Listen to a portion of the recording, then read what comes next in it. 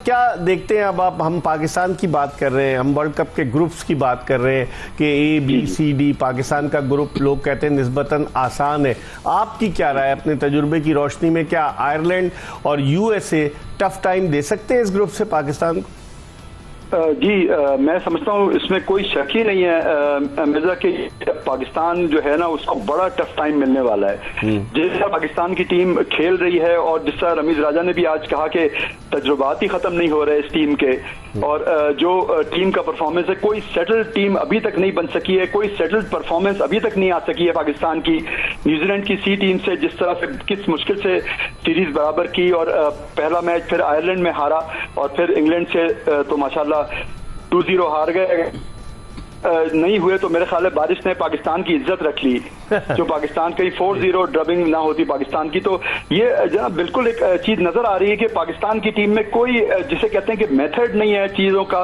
और किस तरह से बैटिंग यानी बॉलिंग में भी आप देख लीजिए कि 4 अपने टॉप फास्ट बॉलर कल खिलाए और जितनी आसानी से इंग्लैंड की टीम ने टारगेट अचीव किया है वो हैरत हो गई सबको कि पाकिस्तान की टीम क्या बॉलिंग में भी कोई इम्पैक्ट नहीं कर सकेगी। तो इस वक्त देखिए कामरान अकमल की बात लोगों को बुरी लगी, लेकिन एक चीजों को एक सच्चाई के तनाजुर में भी देखना चाहिए। इस वक्त तक तो कोई ऐसी चीज नहीं है जिसकी बेस पर हम कह सकें कि पाकिस्तान जो है एक बेहतरीन टीम बन के उभरेगी और कई टीम्स को टफ टाइम देगी। अच्छा, ये होता हुआ तो हरगिज नजर नहीं आ रहा है। लेकिन अगर हम रिशाद साहब देखें कि चले यहाँ से तो चांसेस अगर पाकिस्तान जीत लेता है यूएसए को, आयरलैंड को, खुदा न खास्ता भारत से हार भी जाता है, तब भी पाकिस्तान क्वालिफाई कर जाएगा सुपर 8 के लिए।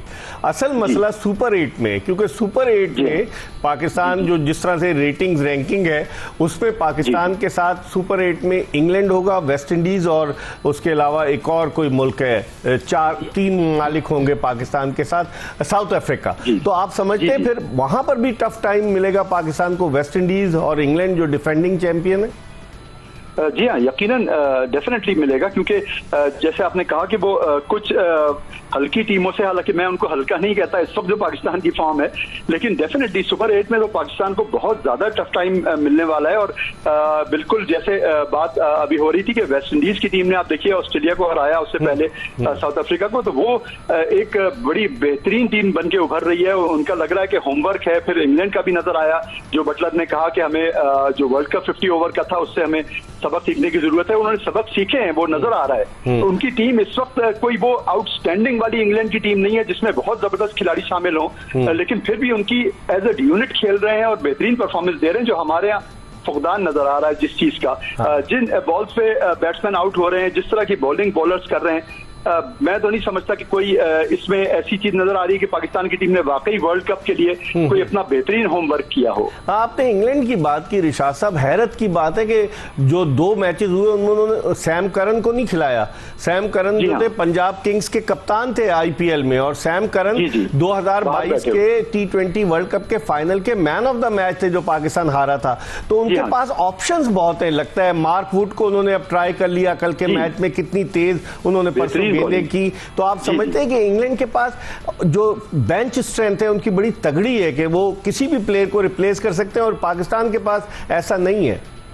जी हाँ, यकीनन बिल्कुल बेंच स्ट्रेंथ नजर आ रही है। वो एवन मॉर्गन ने भी जिस तरह बात की कि हमारे जो कैंप था वो तकरीबन 40 प्लेयर्स का था जिनको शॉर्ट लिस्ट किया गया था, तो इतने प्लेयर्स में से चूज करना बड़ी यानी बेहतरीन बात है। और लग रहा है कि इंग्लैंड वालों ने वाकई मेहनत की है, और वर्ल्ड कप 50 ओवर का हारने के बाद उन्हें होश आया, उन्होंने पूरी तरह से फोकस किया है वर्ल्ड T20 पे। और तो ये बहुत हमारे सिलेक्टर्स ने कितनी मेहनत की, 7 रुकनी सिलेक्शन। जी हाँ, वो तो आपको पता है कि वो एक हेडलेस बॉडी है, तो उसका वैसे ही काफी मजाक उड़ रहा है। लेकिन ये कि मैं ये समझता हूं कि ये एक बात भी राशिद लतीफ साहब ने पहले कही थी कि कर्स्टन जिस वक्त ज्वाइन कर रहे हैं वो टाइमिंग देखना होगी। कैरी कर्स्टन पे भी ये बड़ा प्रेशर है कि एक टीम जो अभी तक एक मैं समझता हूं लूजिंग माइंडसेट में चल रही है, एक डिफीटेस्ट माइंडसेट में, उसको किस तरह से पॉजिटिव तौर पे आगे लेके आना, मोटिवेट करना कि वो अच्छी अच्छी टीमों से मुकाबला कर सके और आगे बढ़ सके। इतना कॉम्पिटिटिव टूर्नामेंट है ये वर्ल्ड T20 गलती, इसमें तो अब कोई गलती की गुंजाइश नहीं है। चले, बहुत बहुत शुक्रिया इरशाद महमूद साहब, एक्सप्रेस ट्रिब्यून के स्पोर्ट्स एडिटर, आपने हमें वक्त दिया। मुनीर, कितना इत्तेफाक करेंगे इरशाद महमूद साहब? बातें तो देखें उनकी बिल्कुल सही है। आपने सैम करन की भी बात की, सैम करन इस दफा भी आईपीएल खेले हैं और जब पहला मैच उनको नहीं खिलाया तो नासिर हुसैन से उनसे पूछा भी कि क्या आपको रेस्ट कराया जा रहा है या आईपीएल की आप थके हुए, तो उन्होंने कहा नहीं हमारे पास कंपनी। अब देखिए जोफ्रा आर्चर के आने की वजह से अब ये वर्ल्ड कप में तो उनको बिल्कुल खिलाया जाएगा, वो अच्छे बॉलर है, लेकिन जोफ्रा आर्चर और मार्क वुड के कल आपने देखा किस स्पीड से गेंद कर रहे थे। 154 की स्पीड पर मुझे नजर आए थे एक गेंद पर मार्क वुड, और 145 की स्पीड से गेंद कर रहे थे जोफ्रा आर्चर। और जिस तरह उन्होंने आजम खान को आउट किया, जिस तरह उन्होंने शॉर्ट पिच डिलीवरीज की, वो चीज तो हमारे बॉलर से क्यों नहीं हो रही? पता नहीं। देखिए इकबाल, कल कभी ऐसा मेरे ख्याल हुआ नहीं कि पावर प्ले में ही किसी बॉलर पे 25 रन बन जाए, वो भी नसीम शाह, जिन पर हम बड़ा डिपेंड करने लगे हैं। नसीम शाह, वो मुझे लग रहा है फिटनेस का इशू है। आपने कल आमिर को देखा, आमिर की बॉडी लैंग्वेज ही नहीं थी। आमिर तो बहुत बिल्कुल आउट ऑफ कलर नजर आ रहा है। हाँ बिल्कुल ऐसा लग रहा था, कोई इंटरेस्ट नहीं। पहले ओवर में उनके 16 रन बन गए। अब हारिस रऊफ जो इंजरी के बाद आए थे, उनका हमें थोड़ा डाउट था, वो बहुत अच्छा परफॉर्म कर रहे हैं, लेकिन सिर्फ शाहीन और हारिस से काम नहीं चलेगा। आपका स्पिनर कोई भी नहीं, अगर आप देखें प्रॉपर स्पिनर की बात से क्यों नहीं बॉलिंग कराते? यही कराते आपसे, साइम से जो है वो जब इनका मूड होता है नए ओवर में कराते हैं, वरना नहीं कराते। ठीक है, मुनीरुल हक हमारे साथ मौजूद है। हम प्रोग्राम में एक ब्रेक की तरफ बढ़ रहे हैं और ब्रेक के बाद जब दोबारा वापस आएंगे तो मुनीरुल हक से मजीद बात करेंगे। क्रिकेट तज्जियाकार है। हम एक ब्रेक के बाद जल्दी दोबारा आपको ज्वाइन करेंगे। क्रिकेट तज्जियाकार मुनीरुल हक के साथ ब्रेक के बाद एक मरतबा फिर आपको शो में खुशामदीद कहते हैं। ब्रेक पर जाने से कबल हमने बात की एक्सप्रेस ट्रिब्यून के sports editor, senior sports journalist Irshad Mahmood से। हम ग्रुप्स की बात कर रहे थे, ए और बी निस्बतन आसान, फिर ग्रुप सी की हमने बात की। ग्रुप सी में भी अफगानिस्तान की, जिस तरह मुनीर, अफगानिस्तान कुछ भी कर सकते हैं, बिल्कुल कर सकते हैं। ब्रायन लारा ने अफगानिस्तान को सेमीफाइनल के लिए बिल्कुल, ये मैंने बिल्कुल सुना है। और अफगानिस्तान की टीम वो इकबाल के अगर इनके बैट्समैनों ने कुछ कर दिया ना, बैटर्स ने, तो इनके स्पिनर्स जो हैं वो मैच को आपका कंट्रोल में कर लेते हैं। न्यूजीलैंड भी है इस ग्रुप में, वेस्ट इंडीज भी है। न्यूजीलैंड की टीम तो बहुत अच्छी है, मुझे लगता है न्यूजीलैंड को तो क्वालिफाई करना चाहिए, इसलिए कि आईपीएल के भी उनके 9 प्लेयर खेल रहे थे, सब वापस आ गए हैं। पाकिस्तान में जो आए थे 4-5 वो भी जमा है। तो न्यूजीलैंड को तो मैं वो देता हूं कि उनको तो आना चाहिए, लेकिन अफगानिस्तान टीम कहीं ना कहीं कोई कर सकती है, अपसेट भी कर। लेकिन जो सबसे तगड़ा ग्रुप डी नजर आता है, डी में बांग्लादेश भी है, श्रीलंका भी है, साउथ अफ्रीका भी है, और एक और टीम जो है वो नेदरलैंड ने अभी प्रैक्टिस मैच में भी हराया है। तो आप समझते हैं कि इस ग्रुप में कौन सी 2 टीमें आ सकती? नेदरलैंड तो हमारे लिए अच्छी यूं थी कि अगर last world T20 world cup में नहीं हराती साउथ अफ्रीका को, तो हमारी टीम तो बाहर हो चुकी थी। नेदरलैंड अपसेट करती है, इसमें कोई शक नहीं है। लेकिन आपने बांग्लादेश श्रीलंका की बात की ना, बांग्लादेश और श्रीलंका दोनों में आप किसी टीम को आसान नहीं कह सकते, लेकिन जिस तरह बांग्लादेश टीम अभी 2 मैच हार गई, मोरल डाउन, तीसरे मैच में उन्होंने बड़ा अच्छा कमबैक किया था।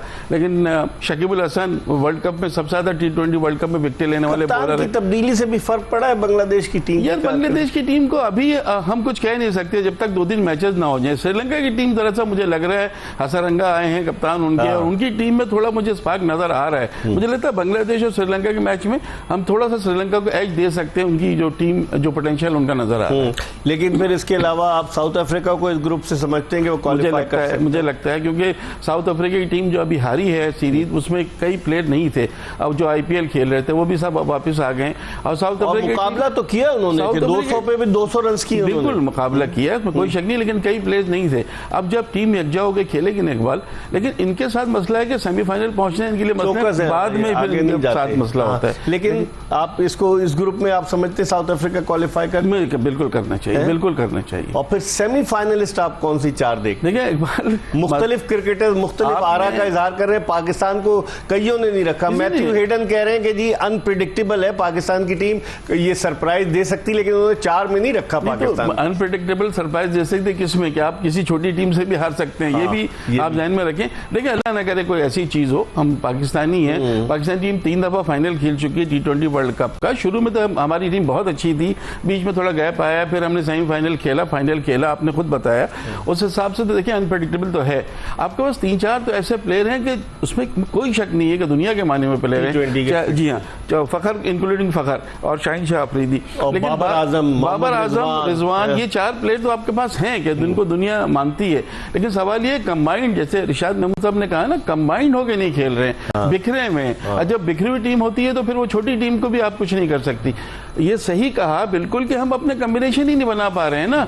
अब जाके हमने ये सोचा है कि जी रिजवान और बाबर ओपन करेंगे। पहले हमने क्यों नहीं किया ऐसा?